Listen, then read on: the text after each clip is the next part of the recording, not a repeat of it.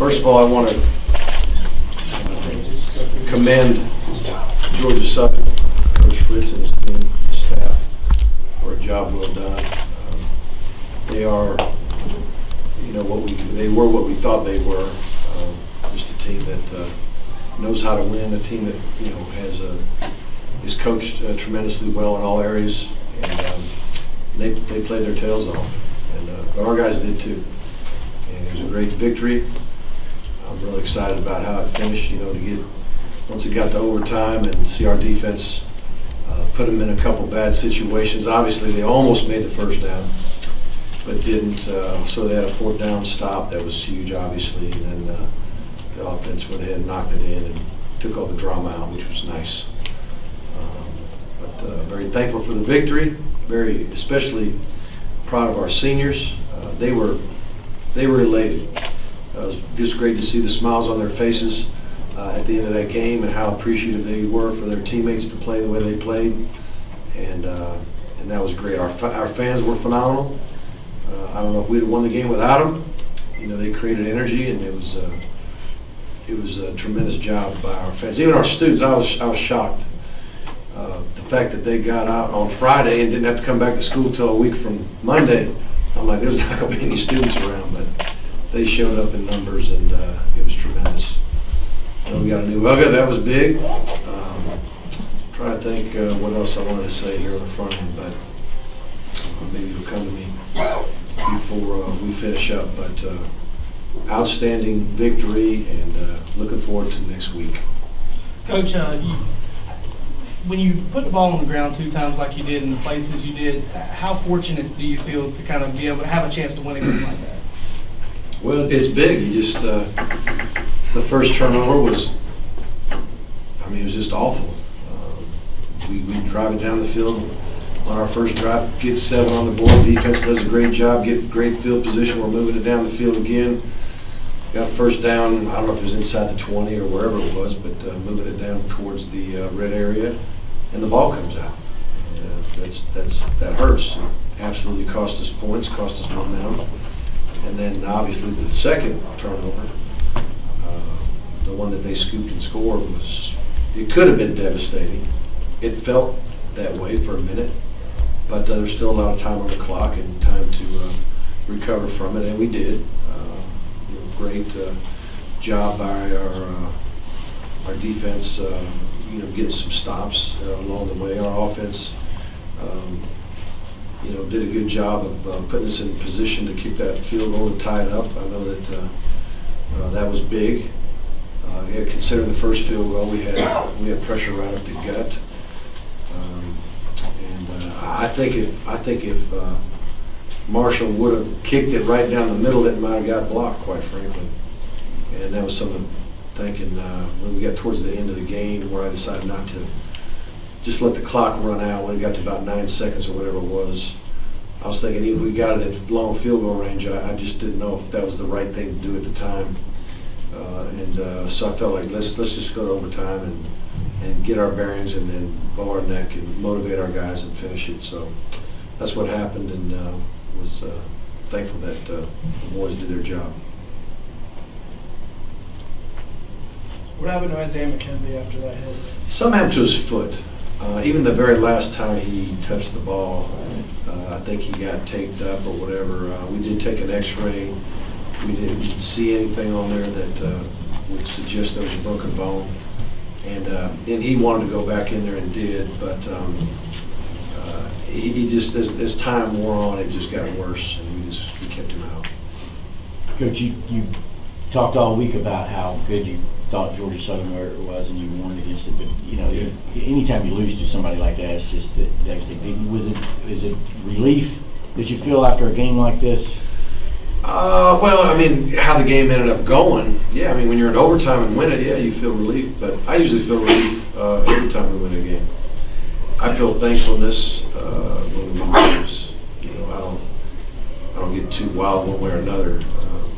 But usually my feeling is thankfulness. But if you play a game that's super tight and it could have gone either way, yeah, you feel a relief when you come out with a victory. What was Southern doing up the middle defensively that was giving you guys fits on offense at the beginning of the game, or crowd? Well, you know, they had two big dudes in there. One of them's 305 pounds, the other one's about 320, 330. The middle linebacker's about 6'3", 245. I mean, that was the thing I was saying that I felt was a little bit different about this team than years past when we played. It was just the size of them. I mean, they had two safeties over 6 foot, one 6'1", one 6'2", both over 200 pounds. Just, they lined up, and they looked every bit like a Southeastern Conference football team for the most part. Their offensive line, I think all but one weighed over 300 pounds. Really good-looking athletes. They're fast and agile. I mean, when we watch their kicking teams, we're watching them fly down the field as good or better than anybody we play. Just like I said, a well-coached team, a team that knows how to win, and they played their tails off. How fitting was it for Jordan Jenkins to get that stop on 4th down in his last home game here? Well, there's a lot of guys playing their last home game, and but I'm happy for Jordan that he made that play. Happy for Georgia that he made that play. But it's always good to see the seniors rise up and do something significant when it counts the most, and I'm sure he'll remember that for the rest of his life. Coach, what about that, their triple option, especially just the 1 week you had? I'm sorry, what's tough about it? Yeah, just maybe the toughest part about defending that. Just trying to simulate it. You can't all of a sudden be good at that in a week and get your scout team to do it. You get your first team offense and maybe get a quarterback that could possibly maybe ran it in high school and still not simulate it as good as they can do it, obviously. So that's the hardest part, is just trying to simulate the speed and timing. I mean, you could see what they're doing, why they're doing it, but until you play it full speed, it's hard to get used to it. And it's kind of a relentless type of offense where they just keep hammering, and then something breaks big. And they made some big plays throwing and catching too. They had some real key 3rd down conversions. I thought they really played well. Coach, when talking to Coach Pruitt after the game, he said you guys had some communication with the patrolling staff, said that they had played a couple Power 5 schools and Georgia Southern was the most physical team that they had played. Did it bear out that way? I mean, did you guys know what kind of... We knew. I mean, I'm telling you, everybody's like, well, Coach is just saying this and that, trying to get his boys ready to play, but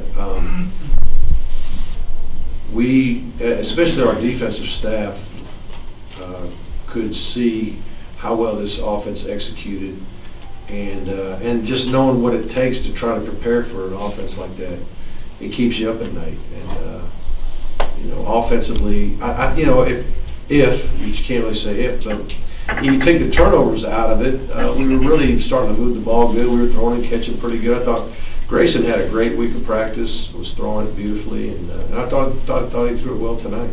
A couple misfires, but for the most part, he put it on the money, and he made good decisions most of the time as well. I don't think there was one ball that could have or should have gotten picked, which is huge, and that's a big part of being a quarterback in this system, that you have to respect that ball, and I thought he did a very good job of that. Mark, SEC East takes some hits today with Florida going to overtime with Florida Atlantic, Right. Citadel beating South Carolina. Is there Right. something, Georgia Southern, Georgia? Is there something we're missing with some of these games? I mean, anytime a team that's not in our league plays us or plays South Carolina or plays Florida, whoever it is, I mean, it's they get pretty dang excited about it. The thought of knocking us off is exciting to them. They, the underdog role, a lot of people feed off that, especially, again, teams that are used to winning. And I don't know I don't know who played who and what their records were and all that kind of thing, but I know who we played, and I know how good they are.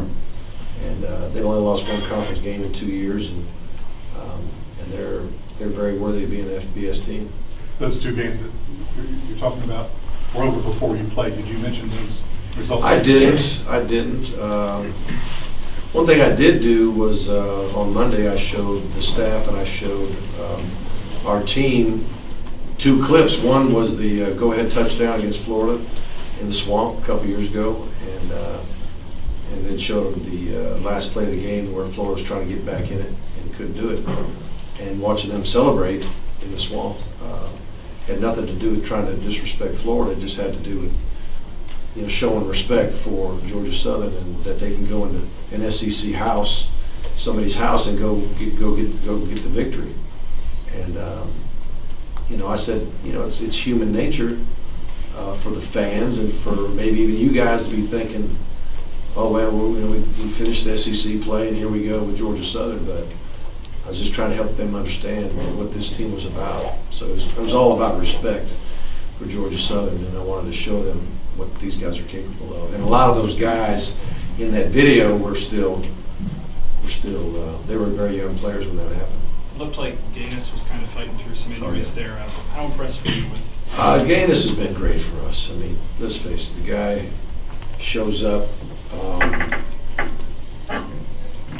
after the majority of his career is over at UAB. He's about to be a senior there at UAB, and they stopped playing football. And he's like, what do I do now?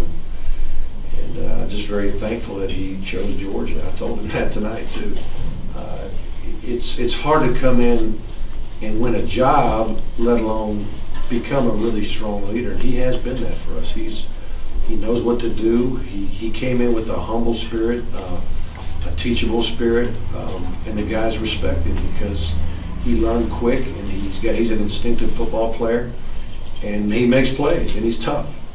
And he was fighting through some injury and some pain, and just kept gutting it out like a lot of guys were. But you could see that we knew he was in pain, but he wanted to keep going, and we knew he was safe to go back, but some things just hurt a little bit more than others as far as the injuries. How does this help or prepare you for Georgia Tech?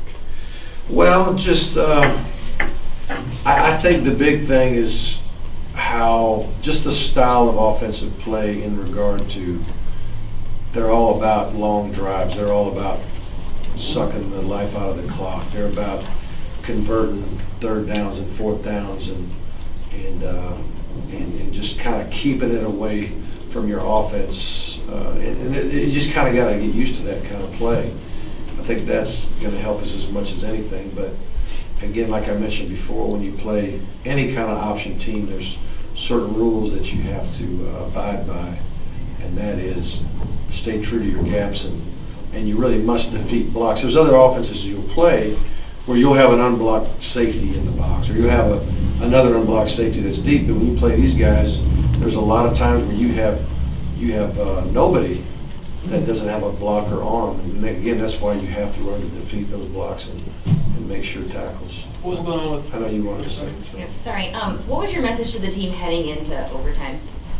I didn't really call the whole team up. I wanted each coordinator to have time to just talk about exactly how we were going to go about it.